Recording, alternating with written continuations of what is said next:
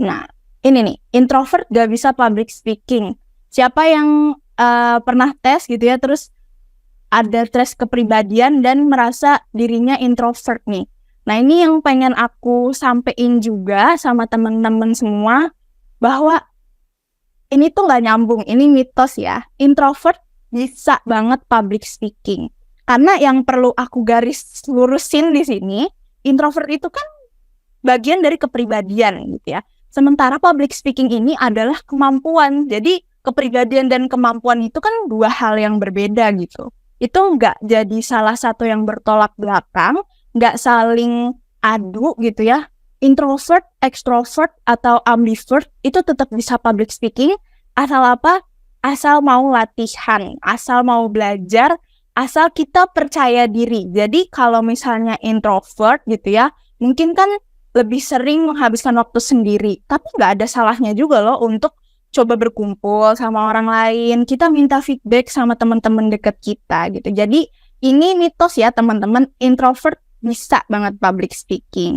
Boleh next, Pak? Nah, ini nih, public speaking hacks yang udah aku kumpulin dari pengalaman-pengalaman aku. Dalam masa persiapan gitu ya, kita harus siap-siap. Siap-siapnya nih gimana? Misalnya ketika kita lagi mau presentasi atau kita lagi mau interview kerja, usahakan kita jaga kondisi tubuh tetap fit. Kita harus sehat, kita harus bugar gitu ya. Kita harus fokus nih, karena biasanya kalau lagi nggak enak badan, kalau lagi sakit, itu kan kita ngerasanya kayak, aduh capek banget, lemes gitu ya, mau senyum juga susah gitu kan. Makanya kita harus jaga kondisi tubuh lebih baik dulu nih. Karena ini poin yang besar gitu ya, misalnya ketika kita presentasi pengambilan nilai atau kita lagi mau interview gitu kan, itu salah satu tahap penting, jadi persiapkan sebaik mungkin juga. Termasuk tadi nih materi atau alat bantu dan penampilan kamu yang sebaik mungkin. Ketika kita lagi presentasi di depan orang banyak, pasti kita mau dong didengerin, dipercaya gitu ya sama orang-orang. Nah, gimana kalau kita mau dipercaya tapi kita sendiri penampilannya nggak rapi gitu, nggak bersih gitu kan. Jadi itu juga harus dipersiapkan. Kemudian lakukan peregangan tubuh. Jadi kadang kita tuh sebenarnya ngerasa grogi, ngerasa gemeteran tuh karena tubuh kita terlalu tegang, teman-teman. Jadi pundak kita nih terlalu naik gitu ya. Jadi lehernya sakit gitu kan, atau mungkin kakinya terlalu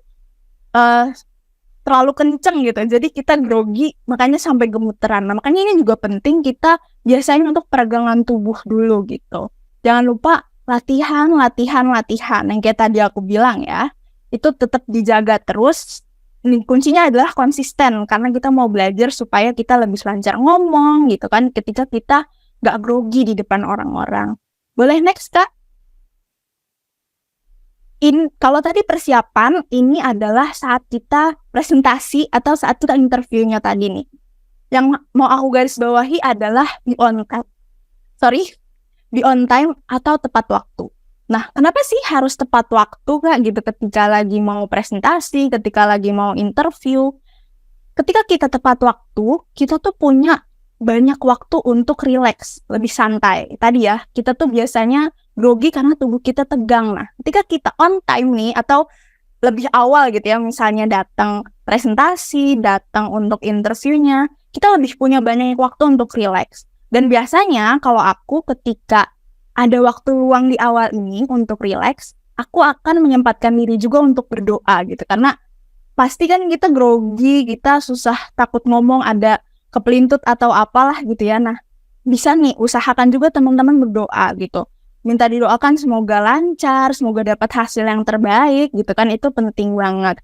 Dan yang kedua, ketika kita bisa tepat waktu gitu dalam tahap interview atau presentasi, di situ juga kita bisa punya kesempatan untuk mengobservasi situasi dan audiens sebelum mulai. Jadi misalnya kita datang lebih awal ke kantor, terus kita ngelihat, oh ternyata orang-orang di sini tuh kerjanya kayak gini ya. Oh ternyata orang-orang di sini pakai bajunya kalau kerja tuh rapih-rapih loh gitu. Itu juga penting loh teman-teman, untuk kita bisa memposisikan diri tadi. Kita akan membawa pesan apa dan akan ngobrol sama siapa.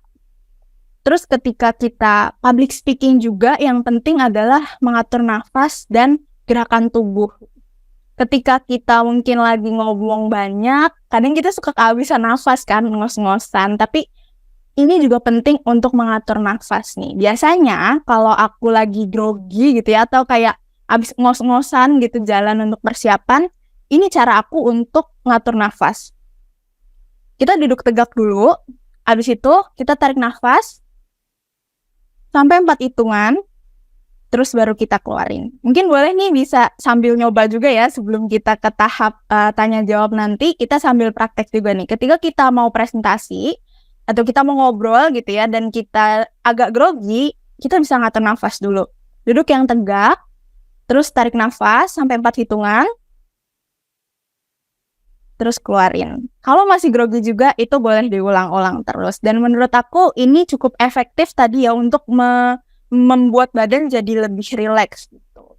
Nah, yang gak kalah penting juga, ini ada keep the mood and flow. Jadi, kita juga harus bisa tahu nih tadi ketika observasi situasi, oh ternyata moodnya tuh serius ya, atau misalnya, oh casual aja gak apa-apa, santai aja gak apa-apa.